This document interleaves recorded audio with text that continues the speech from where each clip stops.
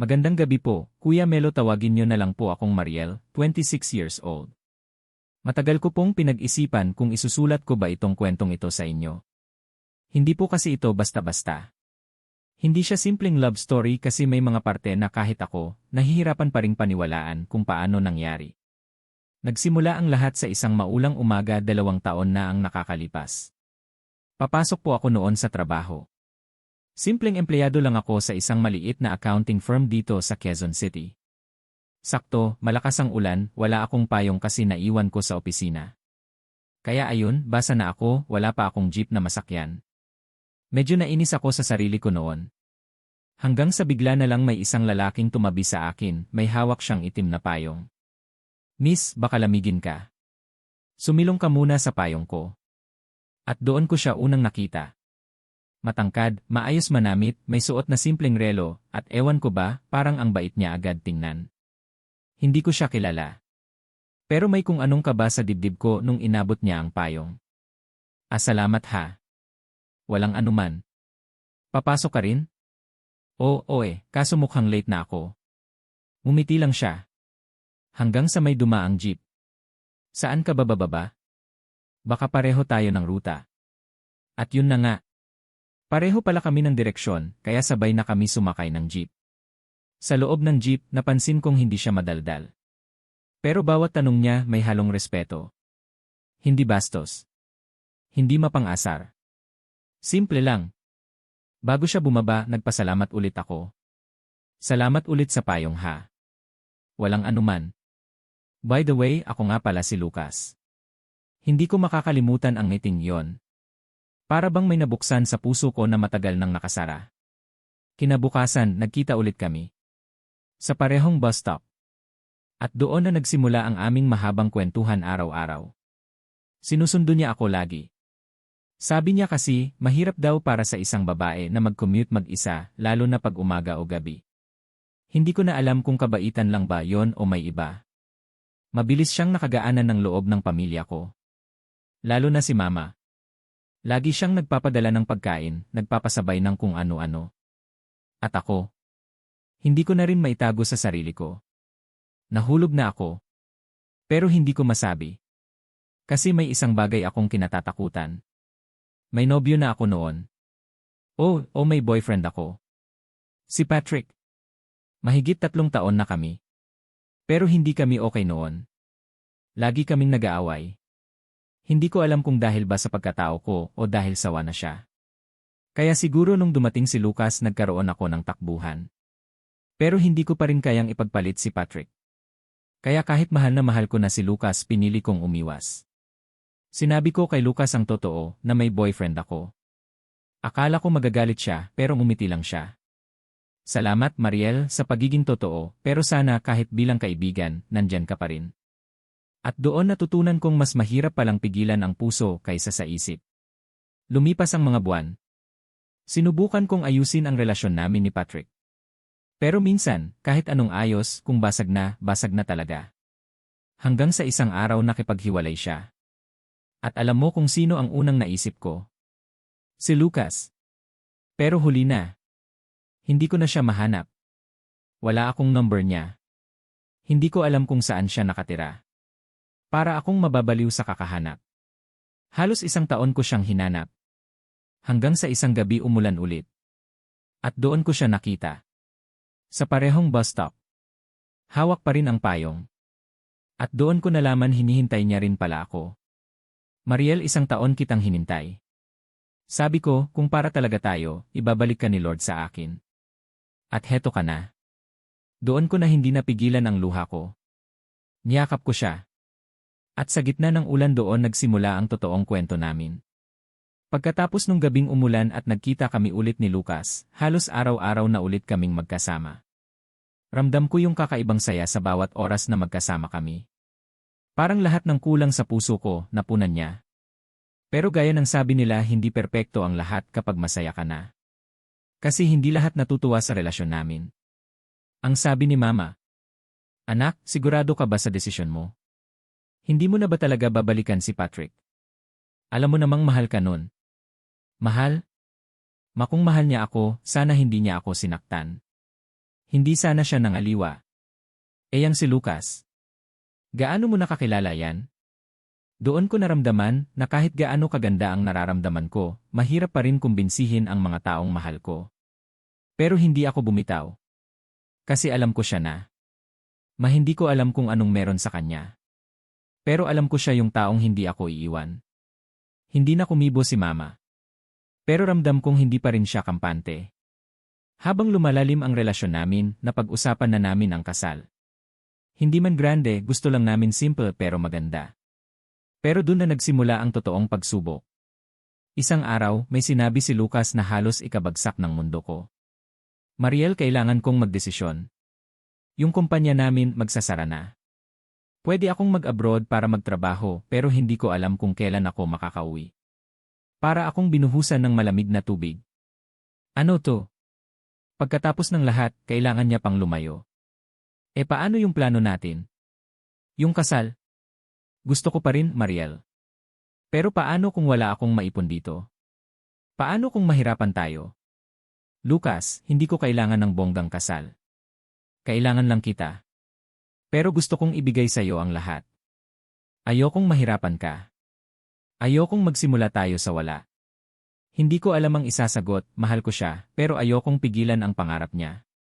Kaya nung gabing iyon pinakawalan ko siya. Mariel, pangako, babalik ako. Huwag mo lang akong kalimutan. Hindi kita kakalimutan. Pero Lucas, paano kung hindi ka na bumalik? Babalik ako. Dahil mahal kita. Hindi ko makakalimutan yung gabing kailangan na naming magpaalam. Hindi ko alam kung paano ko siya pipigilan pero ayokong maging selfish. Mariel, sana maintindihan mo. Para to sa atin. Para sa kinabukasan natin. Alam ko. Pero Lucas, paano kung habang wala ka, may magbago? Paano kung hindi mo na ako mahalin pagbalik mo? Hindi iyon mangyayari. Mahal kita, Mariel. Ikaw lang. Maghintay ka sa akin. Pangako. Pangako. At kapag bumalik ako, pakakasalan na kita. Lucas, Doon ko naramdaman yung totoong sakit ng pag-ibig. Hindi pala yung iniwan ka dahil nag-away kayo. Yung iniwan ka dahil kailangan yun ang pinakamasakit. Lumipas ang mga buwan. Una, araw-araw siyang tumatawag. Araw-araw may mensahe. Pero habang tumatagal, unti-unti nang nababawasan. Hanggang dumating yung mga linggo na wala akong balita. Sabi ng best friend kong si Jenny, "Girl, sigurado ka ba dyan? Baka pagbalik mo, may asawa na yon sa abroad." Huwag ka nga. Hindi ganun si Lucas. Bakit hindi na siya nagme-message? Kung ako sa'yo, huwag kang umasa masyado. Jenny, mahal ko siya. Hihintayin ko siya. Kahit gaano katagal. Ilang buwan na wala akong balita kay Lucas. Wala siyang tawag. Wala siyang sulat. Kahit Facebook, hindi kami nagkakausap. Dumating yung punto na nagtanong ako, mahal ba talaga niya ako? Hanggang isang gabi tumunog ang cellphone ko. Mariel, pauwi na ako. Sa Sabado, magkita tayo. Miss na kita. Para akong mababaliw sa saya, pero hindi ko alam na may mas mabigat pang mangyayari. Biglang tumawag si Jenny sa phone. Mariel, nabalitaan mo? Yung eroplano galing Hong Kong bumagsak. Anong sabi mo? Oh. Panoorin mo sa TV. Halos hindi ako makahinga noon. Para akong mawawala ng malay. Hindi ko alam kung anong gagawin ko kundi umiyak. Pero ilang oras lang, may natanggap akong mensahe. Biglang tumawag si Lucas. Mariel, hindi ako nakasakay. Naiwan ako sa airport. Huwag kang mag-alala. Uwi na ako. Doon ko na-realize mahal pa rin ako ng Diyos. At totoo nga siguro ang pangako ni Lucas. Pero akala ko tapos na ang lahat ng pagsubok. Dumating si Patrick. Yung ex ko. Bigla siyang nagparamdam. Ang pag-uusap namin ni Patrick sa phone. Mariel, pwede ba tayong mag-usap? Patrick, wala na tayong dapat pag-usapan. Please, isa lang. Alam kong nagkamali ako. Pero simula nung nawala ka na-realize ko, ikaw lang ang mahal ko. Balikan mo na ako. Patrick, huli na. May mahal na ako. Yung Lucas na yon? Sigurado ka bang babalik pa siya? Ilang buwan na siyang wala, di ba? Babalik siya. Nangako siya. Mariel, minsan, pangako lang yon. Pero ako, nandito ako ngayon. Hindi ko tinanggap si Patrick. Pero doon ako natakot. Paano kung tama siya? Paano kung pangako lang talaga lahat ng sinabi ni Lucas? At dumating ang araw na pinakahihintay ko. Pagkalipas ng 1 taon at kalahati bumalik siya. Nasa bus stop ulit kami nagkita. Hawak niya pa rin yung payong na nag-umpisa ng lahat. Mariel, sorry kung ang tagal ko. Pero ito na ako. At ngayong nandito ako, gusto ko nang tuparin ang pangako ko. Lucas, yes. Yes, pakakasalan kita. At sa gitna ng ulan sa ilalim ng parehong payong doon nagsimula ang habang buhay naming pag-ibig. Akala ko kapag ikinasal na kami ni Lucas, doon na matatapos ang lahat ng problema. Pero doon ko pala nalaman hindi pala ganon kadali ang mag-asawa. Love, pasensya na kung hindi ako nakapagpadala ng malaking pera noong nasa abroad ako. Pero sisikapin kong makahanap ng mas magandang trabaho dito. Walang problema, Lucas. Ang mahalaga, magkasama tayo. Biglang may kumatok sa pinto. Sino kaya yon? Binuksan ko ang pinto. Good morning, nandyan ba si Lucas? Sino po sila? Si Grace, kaibigan ko sa abroad. Doon nagsimula ang selos ko. Kasi ang ganda ni Grace. Maputi, mahinhin at parang ang lapit nila ni Lucas. Lucas, may dapat ba akong malaman? Bakit parang iba yung kilos ni Grace? Mariel, wala. Huwag kang mag-isip ng masama. Wala akong ginagawang mali. Bakit siya nandito? Bakit bigla na lang siyang lumitaw? Dahil siya ang tumulong sa akin sa abroad. Kung hindi dahil sa kanya, baka hindi na ako nakauwi. Lucas, salamat sa kanya. Pero sana huwag mo na siyang palapitin sa atin. Kasi hindi ko kakayanin kung mawawala ka. Kalaunan umalis din si Grace. Pero hindi doon natapos ang lahat ng problema namin. Dumating ang pinakamalaking pagsubok sa buhay ko. Isang araw, napansin kong hindi ako dinadatnan. At nang magpa-check up ako, positive ako. Buntis ako. Masayang-masaya kami ni Lucas. Pero sa gitna ng tuwa may nangyaring hindi ko inaasahan. Sabi ng doktor, Mrs. Rodriguez, may sasabihin ako. Buntis po kayo pero kailangan niyong mag-ingat. Mahina ang lagay ninyo. Delikado kung mabibigatan kayo. Delikado? Ano pong ibig sabihin? Pwede kayong makomplicate. At kung hindi mag-iingat baka mawala ang bata. Halos gumuho ang mundo ko. Ayokong mawala ang anak namin. Kaya kahit hirap na hirap ako, tiniis ko lahat ng bawal. Pero isang gabi biglang sumakit ang tiyan ko ng sobra. Si Lucas natataranta, di alam ang gagawin at tumawag siya ng ambulansya. Love. Kapit lang. Huwag kang bibitaw. Sabi ng doktor. Sir, we'll do everything we can. Lord, huwag niyo silang kunin.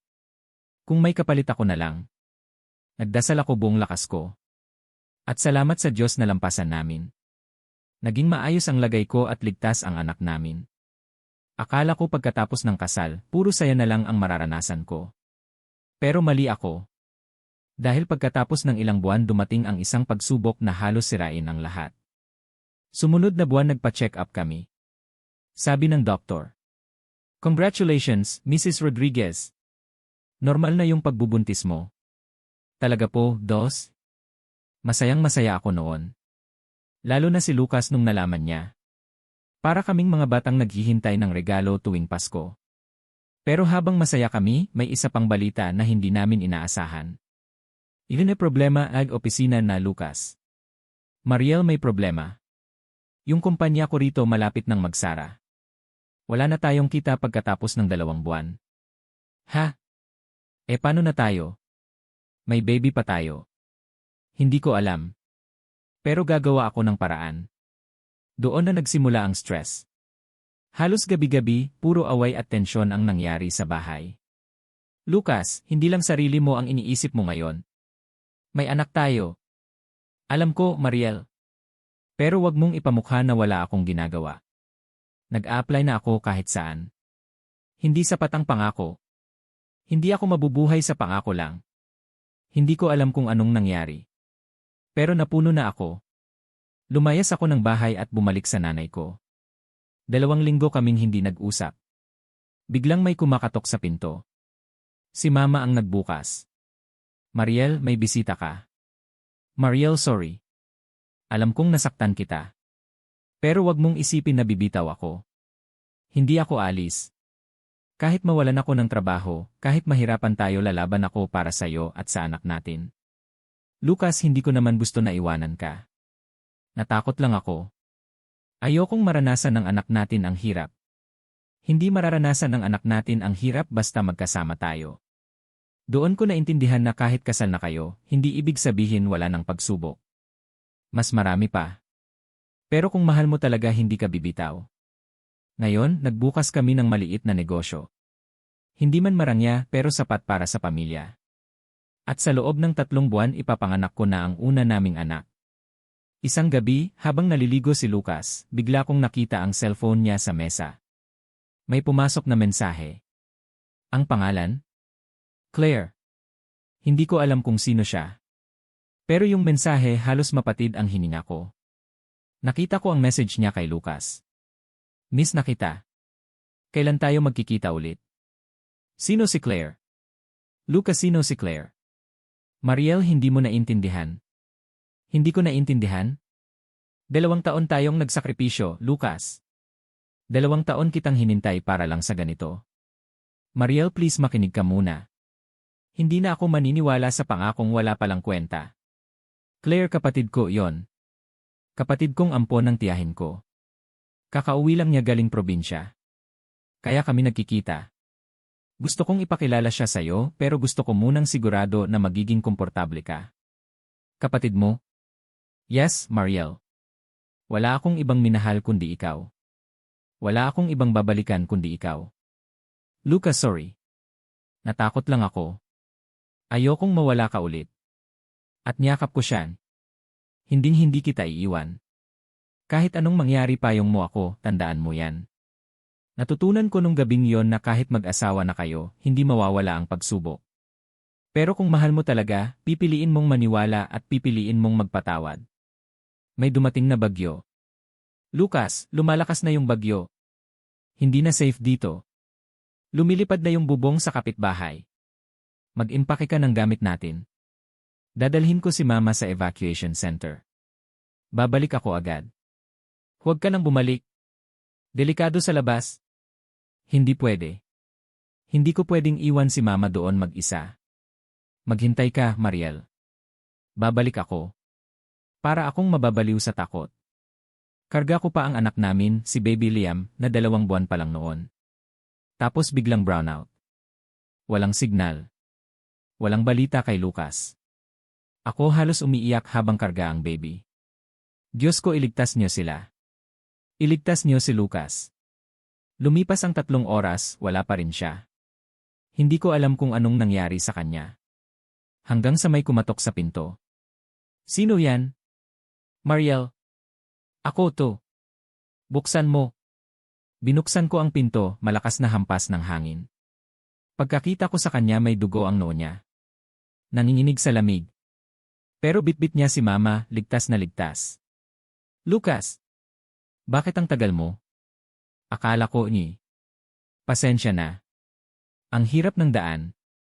Pero hindi kita iiwan kahit kailan. Ang lakas ng iyak ko habang niyayakap ko si Lucas. Matapos ang gabing yon, doon ko lalo naisip na tama ang pinili kong lalaki. Sa lahat ng bagyo ng buhay, kasama ko siya. Hindi kami pinabayaan ng Diyos. At alam ko kahit ilang unos pa ang dumating, basta magkasama kami, malalampasan namin. Mariel, pangako, sa lahat ng bagyo, ikaw at si Liam ang uunahin ko. Lagi kong pipiliin ang pamilya natin. Pangako, Lucas, hanggang dulo, ikaw lang. 2 taon na kaming kasal ni Lucas. Masaya, pero hindi ibig sabihin na walang problema. Kamakailan lang, may dumating na balita na halos gumuho ang mundo ko. Mariel, may problema sa kumpanya. Kailangan kong pumunta sa ibang lungsod para ayusin ito. Hindi ko alam kung kailan ako makakabalik. Lucas, kailan mo ba talaga matatapos ang lahat ng ito? Hindi ko rin alam, pero kailangan kong gawin ito. Para sa pamilya natin. Para sa future natin. Sa bawat biyahe ni Lucas, lumalaki ang pangamba ko. Paano kung may iba na sa kanya? Paano kung hindi na kami magkita sa mga panahong ito? Jenny ang best friend ko. Mariel, hindi mo siya pwedeng kontrolin. Kung mahal niya talaga kayo, babalik siya sa'yo. Alam ko, Jenny, pero minsan, napapagod din ang puso mo. Lalo na kapag paulit-ulit na ang paghihiwalay namin. Kaya kailangan mong maging matatag. Kapag tunay ang pagmamahal nyo, kahit gaano kalayo, makakabalik siya sa'yo. Isang gabi, hindi ko na matiis ang lungkot. Umupo ako sa balkonahe, tinitingnan ang ulan, iniisip kung safe ba siya. Laging sa isip ko ang tanong, babalik ba siya sakin? Lucas, sana ligtas ka. Sana alam mo kung gaano kita kamahal. Biglang may kumatok sa pinto. Mariel, may dumating na package para kay Lucas. Parang urgent. Package. Pero wala siya ngayon. Binuksan ko ang laman ng package. Mariel, mahal ko, kahit malayo ako, iniisip kita araw-araw. Kapag bumalik ako, ipapangako ko ulit na alagaan kita at hindi ka iiwan. Lagi mong tatandaan na mahal kita. Parang napuno ang puso ko ng pag-asa. Kahit malayo, ramdam ko pa rin ang pagmamahal niya. Akala ko tapos na ang lahat ng pagsubok namin ni Lucas. Pero parang kapag para sa'yo, hindi lang simpleng kasiyahan ang ibinibigay ng tadhana. May mga bagong hamon na dumarating at kailangan mo itong harapin ng buong puso. Magkausap kami ni Mama. Anak, may gusto akong sabihin sa'yo. Hindi ako kumbinsido sa pagbabalik ni Lucas. Alam mo naman ang pamilya niya, baka hindi siya handa sa responsibilidad. Manaintindihan ko po. Pero alam ko kung sino siya at kung gaano niya ako mahal. Hindi ko po siya kailanman ikakaila. Sabi naman ni Papa. Hindi lang basta pagmamahal ang kailangan. May mga bagay na dapat ayusin sa trabaho at sa pamilya niya. Sigurado ka ba na kaya ninyo to? Alam ko po, tatay. Kaya namin to. At handa akong harapin lahat ng hamon kasama siya. Biglang nag-text si Lucas. Mariel, kailangan nating pag-usapan, may problema ulit sa kumpanya. Kung hindi ito maaayos, baka kailangan kong lumayo ulit para sa trabaho. Lucas, hindi na ulit.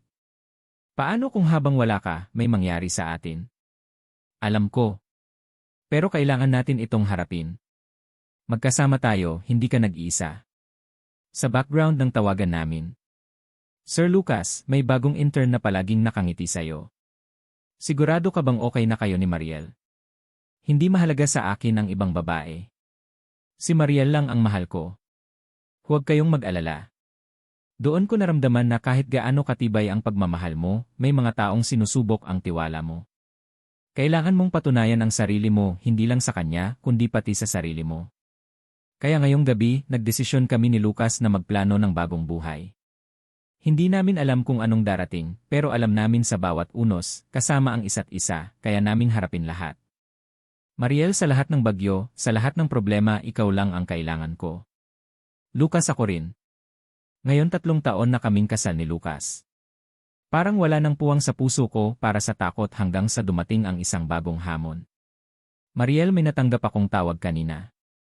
Yung kumpanya ko sa abroad, gusto akong bumalik ng mas maaga kaysa sa plano natin. Mas maaga? Pero Lucas, paano yung mga plano natin dito sa bahay, sa pamilya? Alam ko mahirap. Pero kailangan kong gawin ito. Pangarap ko rin ito para sa atin. Pero ayokong mawalan tayo ng oras na magkasama. Doon ko na-realize, kahit kasal na kami, kailangan pa rin naming labanan ang mga hamon. Ang totoong pagsubok sa pag-ibig, hindi matapos sa kasal. Habang abala si Lucas sa trabaho, nagsimulang magduda ang puso ko. Hindi siya madalas makasama at minsan, kahit simpleng text, hindi agad nasasagot. Kahit ganito, kailangan ko ring magtiwala. Pero paano kung may ibang babae? Paano kung unti-unti siyang lumalayo? Dumating si Lucas sa bahay. Mariel, naramdaman kong may iniisip ka. Anong nangyayari? Lucas, minsan naiisip ko baka hindi ka na ganun ka-focus sa atin. Mariel, walang ibang babae. Ikaw lang. Pero kailangan mo rin maintindihan, kailangan ko rin magtrabaho para sa kinabukasan natin. At doon, natutunan naming mag-usap. Selos, pag-aalala, hindi mawawala. Pero sa bawat pag-uusap, lalo naming pinatatag ang tiwala. Pagkatapos ng mga pagsubok, napagtanto namin ni Lucas na hindi sapat ang pangarap kung wala ang isa't isa. Kaya nagdesisyon kami magbakasyon, kahit saglit, para muling maramdaman ang simula ng aming pag-ibig. Mariel, dito, sa ilalim ng araw, gusto kong sabihin muli. Mahal kita, at handa akong harapin ang lahat ng bagyo ng buhay natin, basta magkasama tayo. Lucas, sa lahat ng nangyari, mas lalo akong nagmahal sa'yo. Salamat sa pangako at sa pagiging matatag. Kahit gaano kahirap, may simula palaging bago. At sa bawat bagyo, may araw na magpapakita ng liwanag. Sa kanya, natutunan kong ang tunay na pag-ibig, hindi natatapos sa kasal, patuloy na pinapalakas ng bawat araw, bawat sakripisyo, at bawat pangako.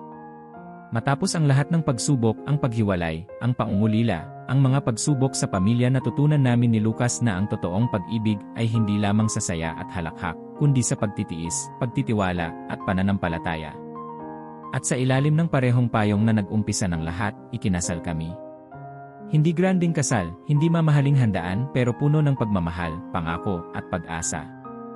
At salamat Kuya Melo sa pagbasa ng aming kwento ni Lucas, at salamat din sa mga nakapakinig sa aming kwento. Hanggat dito na lang po. Nagmamahal, Mariel.